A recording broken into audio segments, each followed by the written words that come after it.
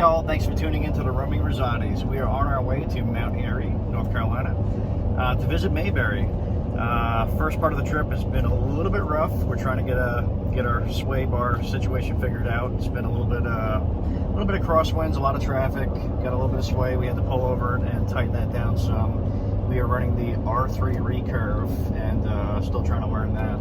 So that's all for now.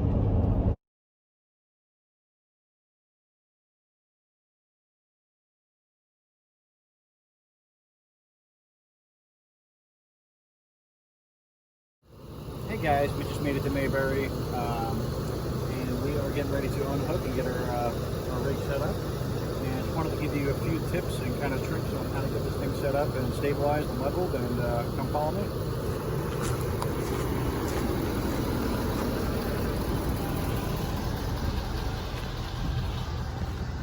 So as you can see, everything's all set up.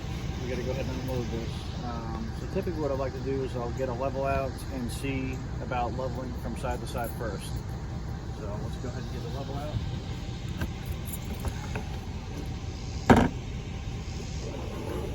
And typically put this on the tongue of the trailer. Gives me a good idea side to side how everything's leveled.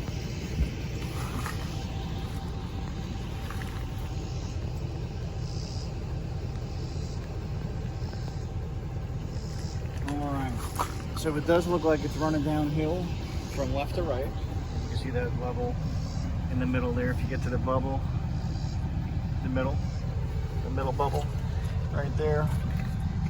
You can zoom in on that. You can see that we are running downhill. So we're gonna go ahead and get some blocks set up.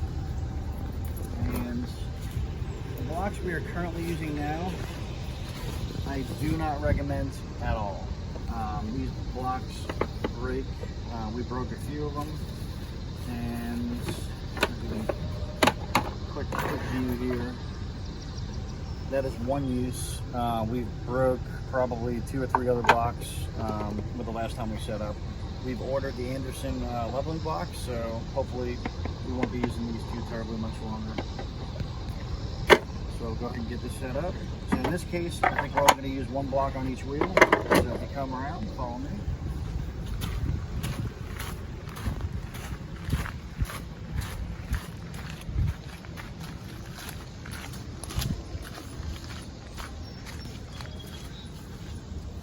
So this is a pull through. I'm going to go ahead and put a block under each wheel and then back the rig up over it. Try to keep these square with the tire itself. Same thing here. And that should put us in a good position where we will get this level from side to side. Alright, so now I'm going to back it up onto the wall.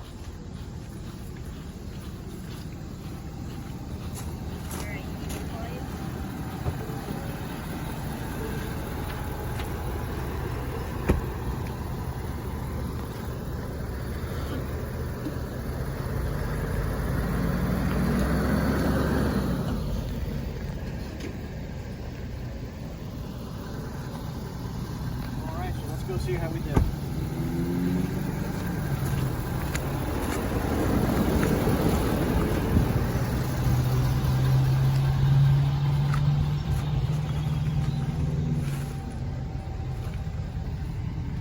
Pretty close, pretty close. So I know the refrigerators are very, very sensitive. You can't exceed, I think it's 2 degrees.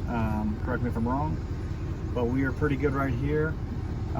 Now we can go ahead and get it disconnected and level from front to back, get the wheels shocked, all that good stuff. So let's go ahead and get started.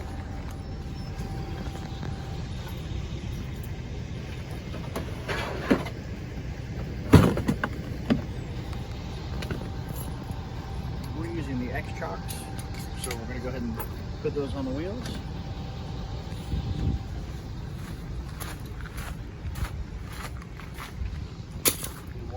We'll do one on the other side. I'll just put this here for now.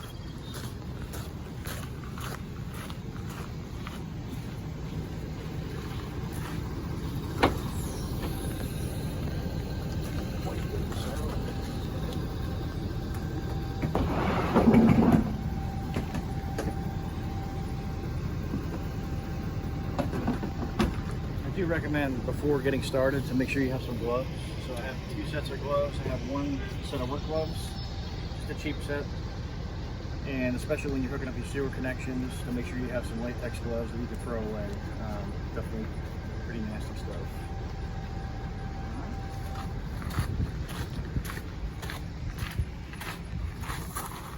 Okay, so I typically use an impact drill. You can use anything, regular drill. It also comes with a ratcheting wrench. Comes with these, so I like to do this a little bit quicker, a little bit easier to set up this way. Go ahead and get these feet settled down. Try to get these in place. What I like to do is I try to get the X-Track centered in the tire, in between the tire the best you can. Just go ahead and get it started.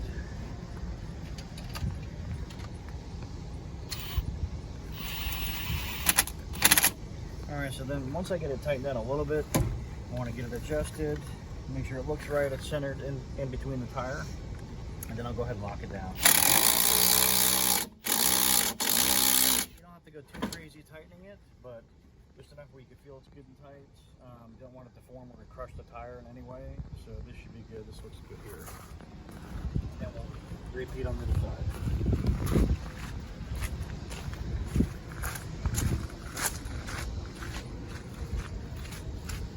And it is a little bit wet here, folks. So we're going to get this started.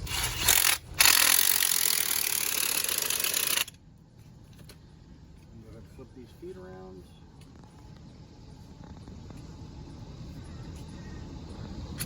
Probably just a little more.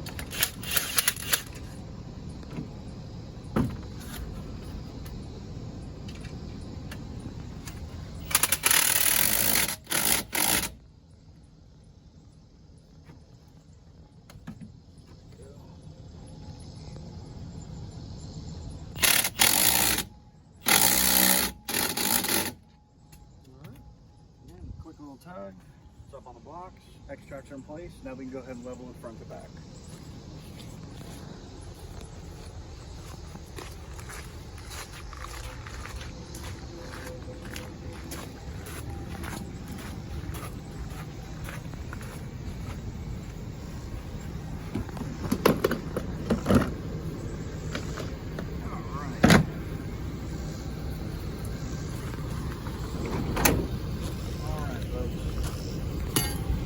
I have a little tongue lock on here. This just keeps this coupling in place. Typically put that in when we travel. Don't want to have any accidents with it coming off the ball. So I'll go ahead and get that unlocked.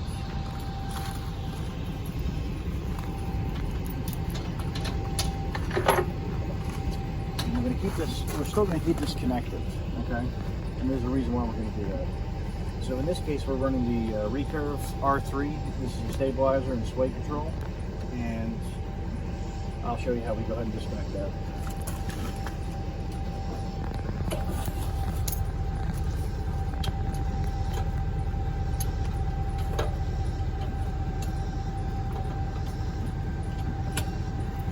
Alright, so I'm going to add a block underneath that.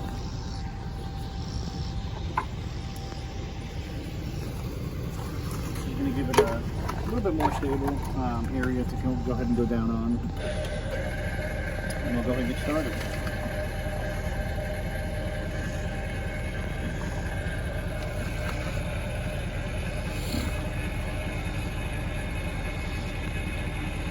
So due to the Recurve and the R3, this is a sway bar and a load leveling type of device. And basically what you need to do is you need to lift the weight off the bars. And in order to do that, you have to raise this up and get the weight off the truck while it's still attached to the ball.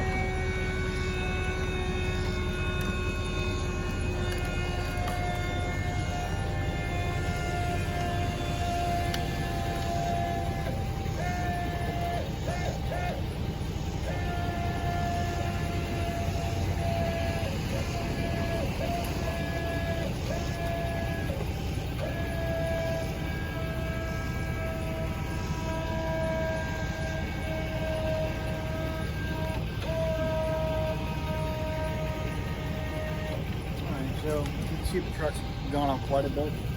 We got probably almost all the weight off when we're actually pulling up on it. This is going to release the tension on the bars. So you're going to go ahead and pull these pins, remove the pins. You could drop those down. It comes with a tool. You're just simply going to insert it. Let's see here. Insert it in this direction, and you can go ahead and pull these right on off. And it's stuck. Let's see what we can do here. Maybe I gotta let it down just a little bit.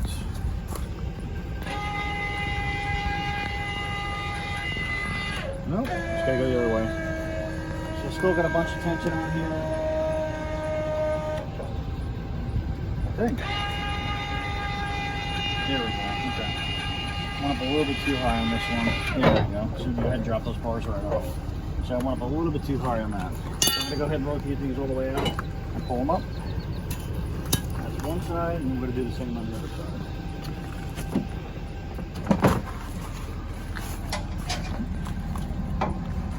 Insert the tool, and you can go ahead and pull this right off.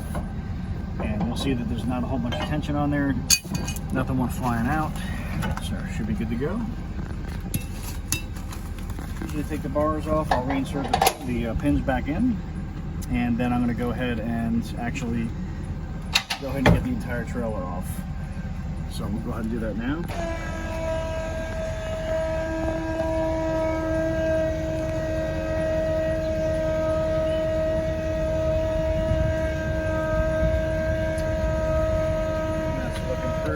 Pretty good height there. So I'll disconnect the safety chains.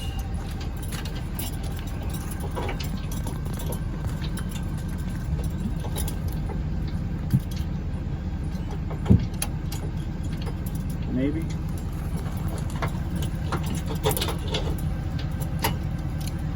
And we will go ahead and just leave these off to the side for now. The last thing that I do is actually disconnect this cable. This cable obviously helps with our power for our battery, for our jack here, as well as the refrigerator. That we want to keep running so we can go ahead and get the power hooked up, shore power hooked up as quickly as possible. So we'll go ahead and disconnect that now. I'm going to go ahead and pull the truck forward.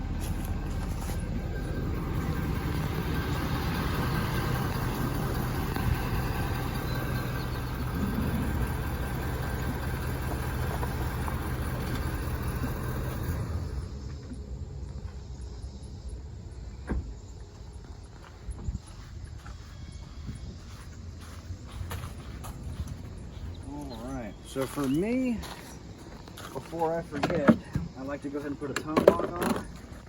This is a tongue lock that we use. Just gives me a little bit of peace of mind if we're pulling away, going to get dinner, going to see the sites that are out here. If the tongue is protected.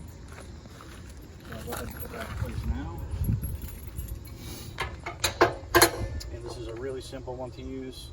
Go ahead and drop the coupling back down, lock in place, and that's it. Easy breezy. Now that the truck's out of the way, we'll go ahead and hook safety chains back up, and we'll go ahead and pop in this last pin.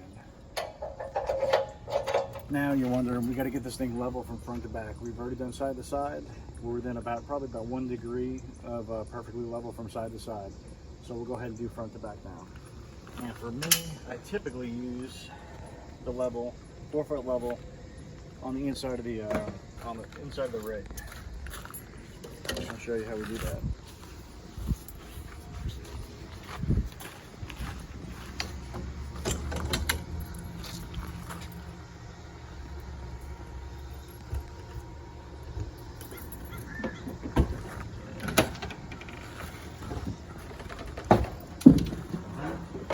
Go ahead and get our stairs down. We'll go ahead and adjust the length of these stairs. Actually, it's pretty good. It's in good shape. What you need to watch out for, we didn't know this when we first bought this rig, but if the legs are too long and this part is actually sticking up just a tiny bit, it doesn't allow the door to close properly, so it's a fight to the finish on that. So I'll typically drop the level in here, and you can see how far down we have to go, how far up we have to go. So it looks like we have to go down just a little bit, and I'll leave my wife Michelle here. She's going to go ahead and guide me to when we get level. Hi guys.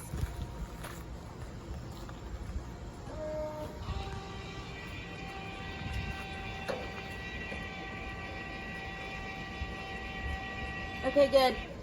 Good? Yep. And it's just that easy, front to back, side to side. We're level. We're not going to have any issues with the refrigerator running or anything like that. So we're going to go ahead and get started with getting the electric hooked up. I typically do the electric first because we do have the fridge in there. We can get everything powered up and get the slides popped out and everything. AC's working, so we're going to get started with that. 4 or 5 times doing this setup. Now to get this unlocked. This is the heaviest bin we have. Oh, alright. So here's our shore power. We have 15 feet extension cord. This is for 50 amp service. And then we have, shoot, I think it's a 35 or 40 foot cord. Came to the rig. I might be wrong, but something along those lines. So the very first thing that we do is we're going to go ahead and get the surge protector hooked up. In this case, it's a Southwire surge guard. You can see that there. Pretty expensive, but it's something that you really do need to have to protect the rig. And to protect the surge protector, we have a master lock. So we'll go ahead and get started on that.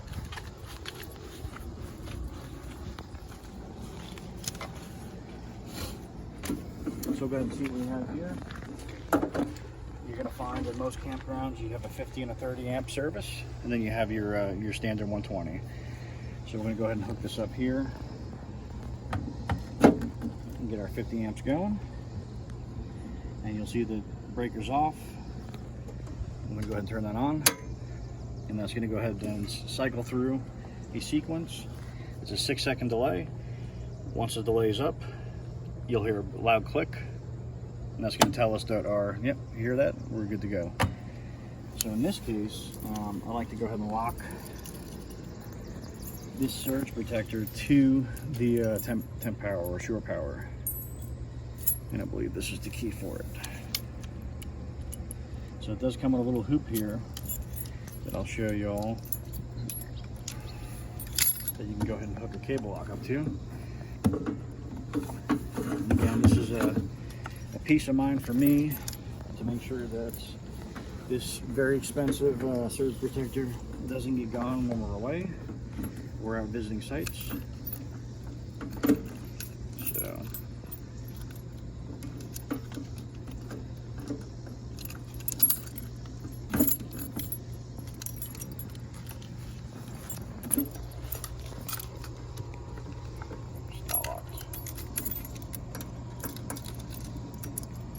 that's it.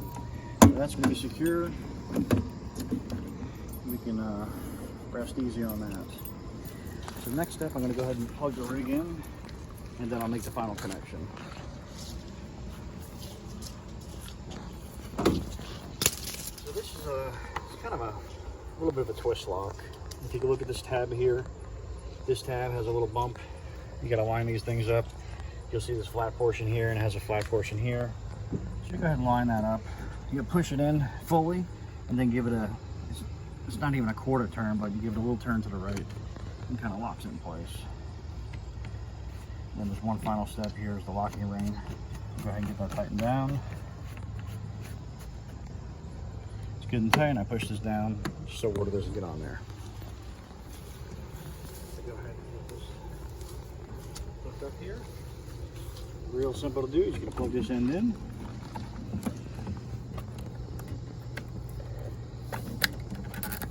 Alright, we're all set.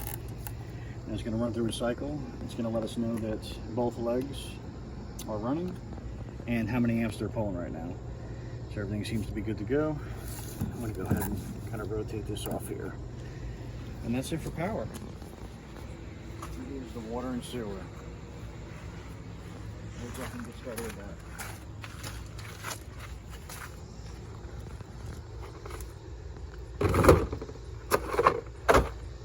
I try to do the water first because it makes sense. before you touch the yucky stuff. And this here is our fresh water hose. We have our regulator. We have our filter. So we can go ahead and get started with that. I didn't even notice where there's water. And what I typically do is I'm going to go ahead and hook up this Y. Why do I use a Y, you ask? This is our pressure regulator, and we also have another valve, so we can go ahead and turn this on or off if we need to rinse something off outside of what's hooked up to the camper.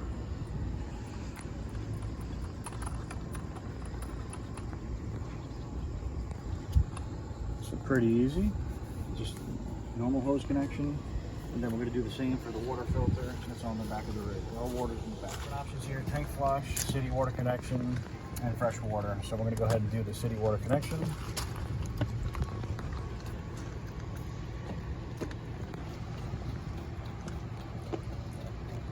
It doesn't have to be cranked down, just once it starts to get tight, just another little half a squeeze there, and you should be good to go. Then we can go ahead and make the hose connections. I need all this hose, but we'll put this on the rocks here.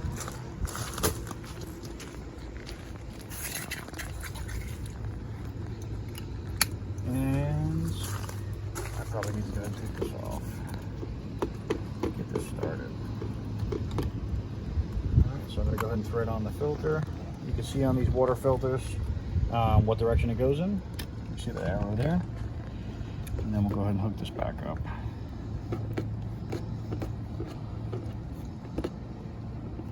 Again, don't have to crank down on it too terribly tight.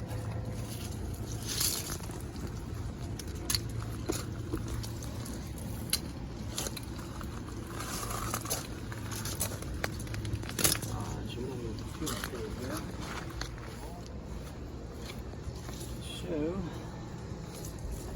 untangle this and try to keep all the hoses and wires and everything as close to under the rig as possible. Make sure there's no contaminants or anything weird here. We'll go ahead and get this thing fired up. And that's connected. And we can go ahead and turn the water on here.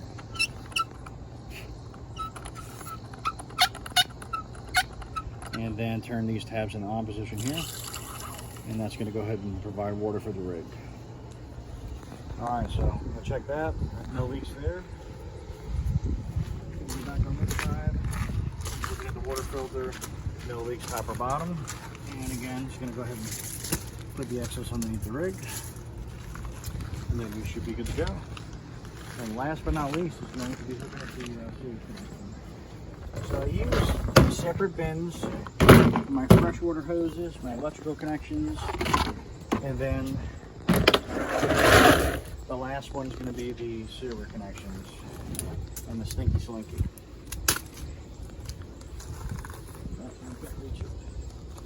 Go ahead and glove up and get this party started.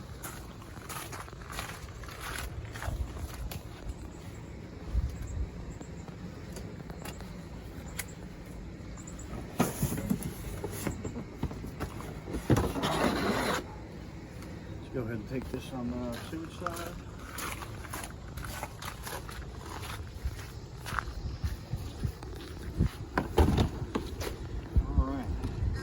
In all its glory. We have a couple of different sections, and we really don't have to go very far. Interesting. I've never been to one this close before. So a couple different connections.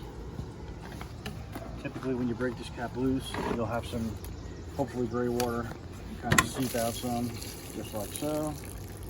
I'm going to go ahead and connect our first section here. And we can go ahead and tie into the sewer. Pretty simple. This is a stepped connector, so it'll fit multiple sizes. So you can go ahead and just thread that down into your sewage connection here. And go ahead and make the connection. Final connection. Boom, done. In this case, we really don't need too much hose here, so I can kind of collapse some of this.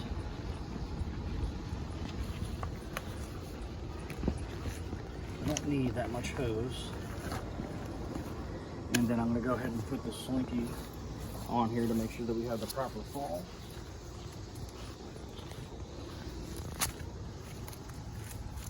And then hence the name Stinky Slinky. Not one you want to play with in your bedroom.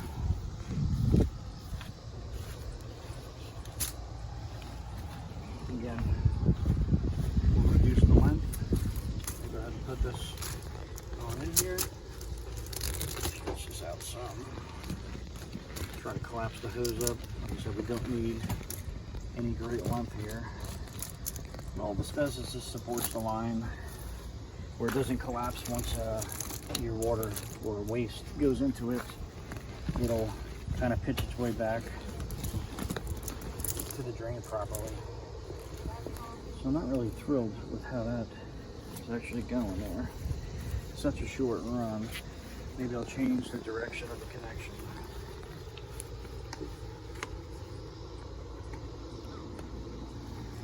Maybe something like that, or something like that.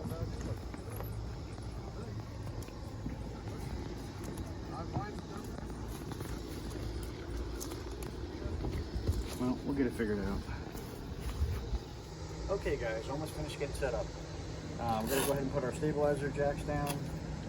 And we use these solid plastic block pads to do that. So I'll show you how that works. These are actually motorized. So if we go ahead and extend them, we're going to go ahead and rotate these things down. And my helper is going to go ahead and put one on the other side. I'm going to put one on this side.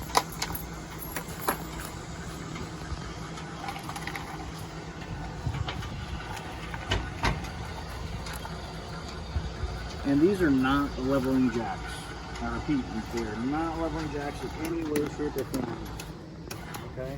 This is simply to stabilize it from kind of rocking and foot traffic.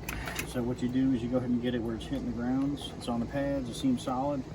Get one little squeeze more, and you're good to go. That's it. And we'll go ahead and repeat the same process on the back side. Go ahead and get these things extended.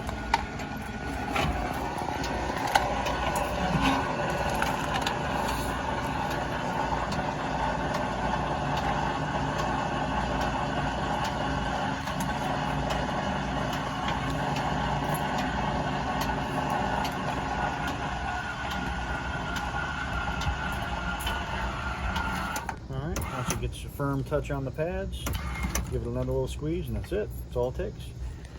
Well, I hope you guys found any of the information useful. Again, we are not pros. We haven't been camping for many, many years. We probably made about 30 mistakes during making this video. But if you do find something that's goofy, let us know, drop a comment. If these videos are at all helpful, let us know as well. And we're going to continue to make more videos and keep exploring. Thank you and have a good day.